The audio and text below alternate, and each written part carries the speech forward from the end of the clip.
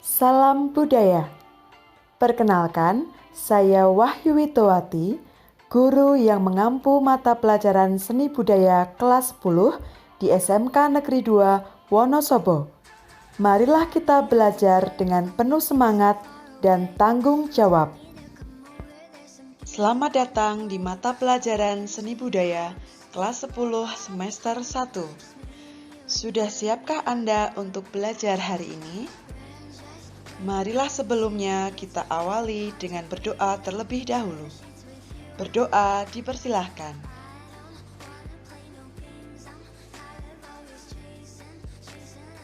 Berdoa selesai. Sebelum kita masuk pada materi, akan saya infokan terlebih dahulu mengenai apa saja yang akan dipelajari selama semester 1 ini. Yang pertama adalah pemahaman konsep budaya. Yang kedua, pemahaman konsep seni. Yang ketiga, pemahaman konsep keindahan.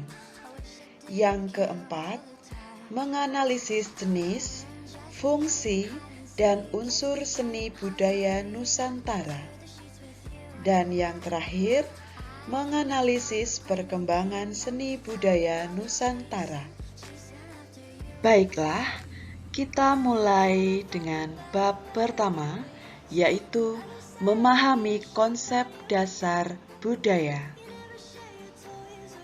Setelah mempelajari bab ini, peserta didik diharapkan mampu 1.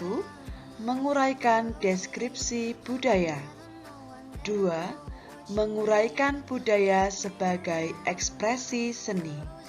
3. Menguraikan fungsi budaya dalam kehidupan manusia. 4. Melakukan kajian budaya dalam kehidupan masyarakat sekitar. Dan yang kelima, mempresentasikan fungsi budaya. Dalam kehidupan sehari-hari, tentu kita sudah sering mendengar istilah budaya. Hal tersebut lumrah mengingat budaya berkaitan erat dengan masyarakat. Budaya dapat tercermin melalui berbagai hal, mulai dari tata perilaku hingga segala sesuatu yang dihasilkan oleh manusia. Apa sih definisi budaya? Dalam Kamus Besar Bahasa Indonesia atau KBBI, istilah budaya memiliki 4 pengertian, yakni pikiran, akal budi, adat istiadat, sesuatu mengenai kebudayaan yang sudah berkembang, dan sesuatu yang sudah menjadi kebiasaan serta sukar diubah. Istilah budaya juga dipercaya berasal dari bahasa Sanskerta, yaitu budi, yang bermakna akal budi manusia. Sedangkan dalam bahasa Inggris, budaya dikenal dengan istilah culture, yang bermakna nilai dan norma sosial yang dapat ditemukan dalam masyarakat. Selain itu, terdapat pula pengertian-pengertian budaya menurut para ahli, seperti Kuncoro Ningrat, Selo Sumarjan dan Sulaiman Sumardi, E.B. Taylor, dan masih banyak lagi yang nanti bisa kalian cari dari internet maupun buku-buku lainnya. Namun, dari pengertian-pengertian tersebut dapat disimpulkan bahwa budaya merupakan suatu cara hidup yang bersumber dari akal budi manusia, dijadikan identitas dan hak milik, serta diwariskan secara turun-temurun dalam suatu masyarakat. Untuk memahami tentang budaya, kita harus terlebih dahulu memahami tentang unsur-unsur kebudayaan yang ada di dalam masyarakat. Terdapat 7 unsur budaya. Yang pertama, sistem kepercayaan atau religi. 2. Sistem pengetahuan. 3. Sistem teknologi. 4. Sistem kemasyarakatan. 5. Sistem ekonomi. 6. Bahasa. Dan yang ketujuh, kesenian. Yang pertama, sistem kepercayaan atau religi. Sistem kepercayaan atau religi merupakan hal yang disepakati oleh suatu masyarakat tertentu. Masyarakat ini terikat pada aturan yang ada pada sistem kepercayaan tersebut. Diyakini bahwa pelanggaran terhadap aturan-aturan tersebut akan membawa kemalangan, baik bagi pihak yang melanggar maupun anggota masyarakat lainnya. Sistem kepercayaan atau religi ini turut membentuk identitas bagi masyarakat yang menganutnya. Contohnya, mayoritas masyarakat yang mendiami Pulau Bali menganut agama Hindu.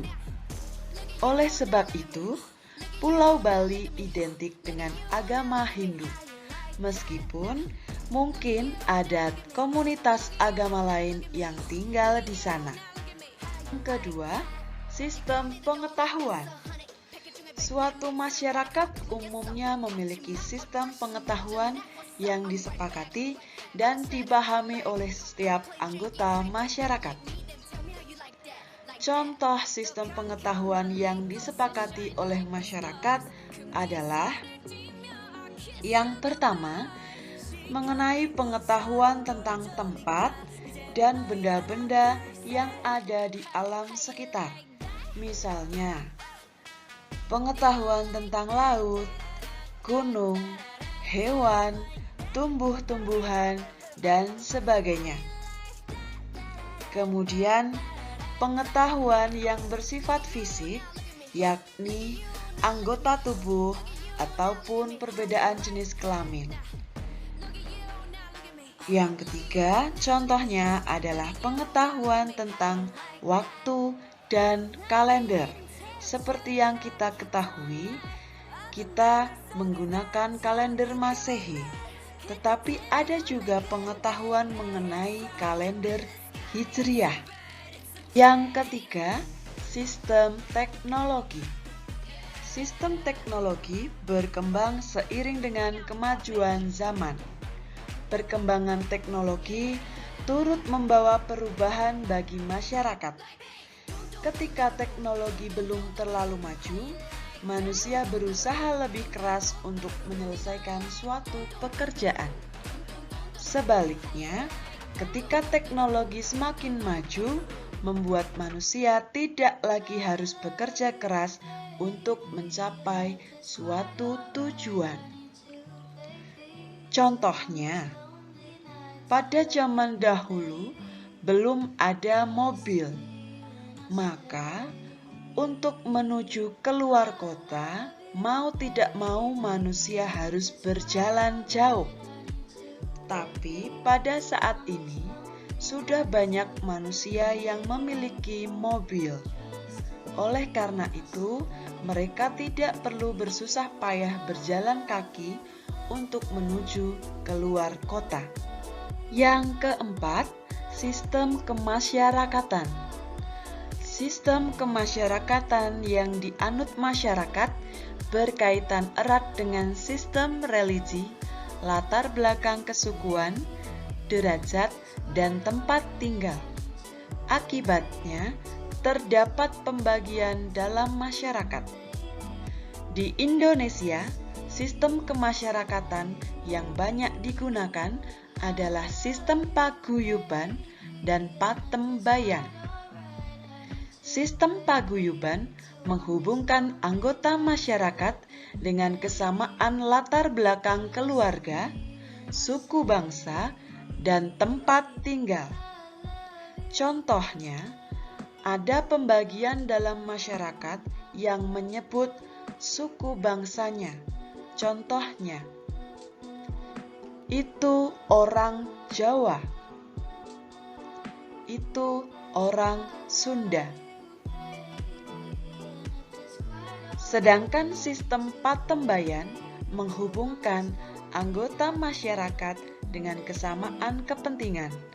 Misalnya, hubungan yang terjadi antara pegawai dan pimpinan di tempat kerja. Yang kelima, sistem ekonomi. Sistem ekonomi yang diterapkan dalam masyarakat sejalan dengan perkembangan zaman dan teknologi. Jika pada zaman dahulu sistem ekonomi dilakukan dengan sistem barter atau tukar-menukar barang, masa kini masyarakat menggunakan mata uang untuk bertransaksi. Namun, seiring dengan perkembangan zaman, sekarang makin banyak yang menggunakan jasa perbankan seperti transfer, cek, dan giro untuk bertransaksi. Selain itu, yang dulunya proses transaksi harus dilakukan secara tatap muka, kini transaksi bisa dilakukan tanpa tatap muka secara langsung, yakni dengan bantuan media elektronik maupun internet. Contohnya, untuk membeli sebuah barang, orang tidak perlu secara langsung pergi ke pasar atau ke supermarket, tetapi bisa dilakukan dengan belanja melalui online. Yang keenam, bahasa. Bahasa dapat disebut sebagai kunci kebudayaan karena menjadi alat komunikasi paling esensial bagi manusia. Tanpa adanya bahasa, manusia akan sulit berkomunikasi. Tanpa adanya komunikasi, suatu kebudayaan akan sulit tercipta. Di setiap negara, umumnya terdapat dua bahasa, yakni bahasa nasional dan bahasa daerah. Di Indonesia, bahasa nasional tentunya adalah bahasa Indonesia. Dan karena Indonesia terdapat banyak suku bangsa, bahasa daerahnya pun ada banyak sekali. Setiap bahasa menjadi identitas masyarakat yang sulit dicari pembandingnya.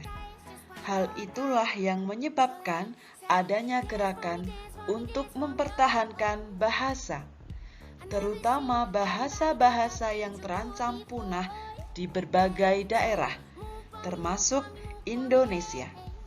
Yang terakhir, kesenian.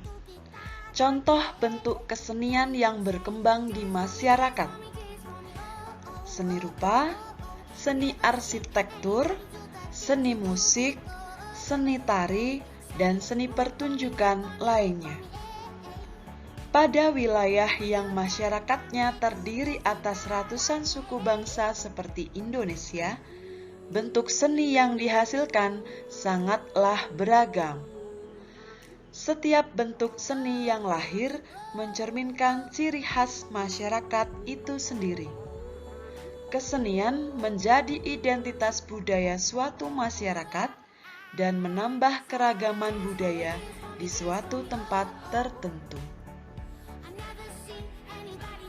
Seni merupakan hal yang tidak lepas dari kehidupan manusia dan merupakan bagian dari kebudayaan yang diciptakan dari hubungan manusia dalam lingkungan sosialnya. Melalui pernyataan tersebut, terlihat bahwa seni terlahir sebagai ekspresi atau ungkapan masyarakat terkait kebudayaan yang ada di sekitarnya. Ekspresi sangat erat kaitannya dengan pemikiran yang kreatif dan imajinatif. Pasalnya, ekspresi berakar dari pemikiran yang bebas. Kebebasan berpikir ini akan tercermin melalui karya-karya yang tercipta, baik berupa tulisan, lukisan, ukiran, musik, tari, dan sebagainya. Karena berkedudukan sebagai ekspresi, tak jarang seni dijadikan sebagai media komunikasi untuk menyampaikan pemikiran seniman kepada penikmat karyanya. Pemikiran tersebut tidak hanya berupa gagasan, tetapi juga kritik atas kondisi sosial tertentu. Contohnya, ada sebuah lukisan yang berisi orang sedang mengais makanan dari tempat sampah yang menggambarkan maksud, kritik atau protes atas keadaan yang semakin sulit, di mana semakin banyak rakyat yang kesusahan untuk memenuhi kebutuhan hidupnya. Budaya yang berkembang dalam masyarakat tentu memiliki fungsi-fungsi tertentu. Jika tidak, suatu budaya mustahil dapat bertahan dan terus berkembang dalam masyarakat. Fungsi budaya dalam masyarakat yang pertama, yakni mempersatukan masyarakat. Contohnya, di Wonosobo, setiap hari raya Idul Fitri ada tradisi menerbangkan balon udara. Dalam persiapannya dibutuhkan waktu pembuatan yang cukup lama dan membutuhkan banyak tenaga pula. Proses pembuatan balon udara ini disebut mampu mempersatukan masyarakat sebab orang-orang dari berbagai usia, latar belakang keluarga, agama, bahkan berbeda jenis kelamin turut serta mendukung, baik secara moral maupun material. Fungsi yang kedua, yakni memenuhi kebutuhan dasar masyarakat. Contohnya, manusia akan sulit berkomunikasi tanpa bahasa. Tanpa bahasa, pesan yang hendak disampaikan seseorang akan sulit dimengerti oleh orang lain. Akibatnya, sangat mungkin terjadi kesalahpahaman dan pertikaian antar manusia. Fungsi yang ketiga, yakni mendorong perubahan dalam masyarakat. Contoh dalam bidang ekonomi, penerapan mata uang menggeser sistem barter yang lebih dahulu ada. Contoh dalam bidang seni, masyarakat didorong untuk terus mengembangkan kreativitasnya dalam menciptakan berbagai bentuk dan variasi seni baru. Misalnya, jenis musik yang sebelumnya terbatas pada musik tradisional dan temanya sederhana, kini berkembang menjadi berbagai aliran musik dengan tema yang beragam. Berikutnya, kita akan mengenal bentuk-bentuk budaya yang berkaitan dengan seni. Contoh untuk rumah adat Nusantara, saya ambilkan 3 contoh.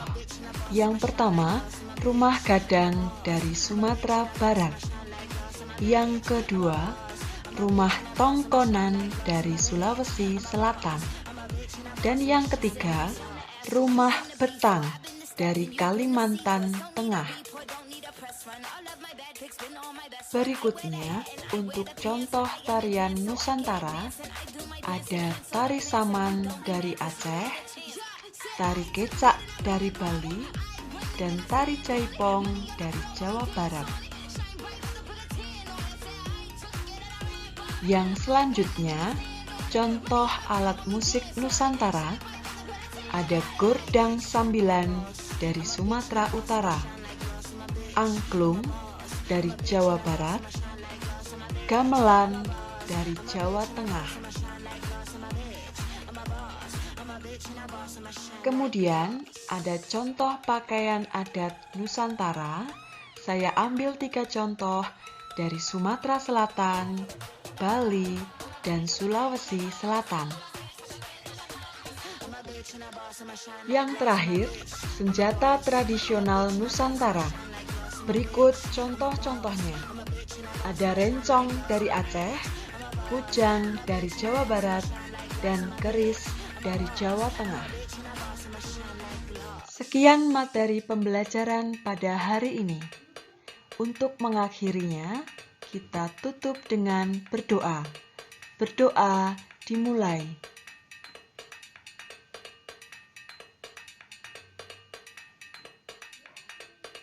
Berdoa selesai. Terima kasih dan sampai jumpa pada pembelajaran berikutnya. Tetap semangat. Salam budaya.